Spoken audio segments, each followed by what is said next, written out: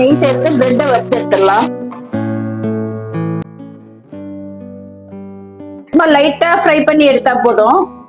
பேன்ல oil சேர்த்துக்கலாம். Onions பண்ண குடமிளகாய் கொஞ்சம் வதங்கி வரட்டும். தேவையான அளவு உப்பு சேர்த்துக்கலாம். வெங்காயம் வதங்கிடுச்சு. இதுல சீரகத்தூள், கரம் மசாலா தூள், காஷ்மீரி சில்லி பவுடர் இது 3 சேர்க்கிறேன். கொஞ்சமா சில்லி பிளேக்ஸ் சேர்த்துக்கலாம். ஓரிகானோ கொஞ்சமா சேர்த்துக்கலாம். ஸ்வீட் கார்ன் வந்து பாயில் பண்ணி வச்சிருக்கேன், அதையும் சேர்த்துக்கலாம். கெச்சப் சேர்த்துக்கலாம். ஃப்ரை பண்ண பிரெட் சேர்த்துடலாம்.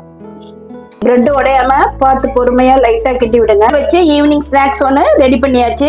நீங்களும் உங்க வீட்டுல ட்ரை பண்ணி பாருங்க. இந்த டிஷ் பிடிச்சிருந்ததுன்னா எங்க சேனலை சப்ஸ்கிரைப் பண்ணுங்க, லைக் பண்ணுங்க, ஷேர் பண்ணுங்க.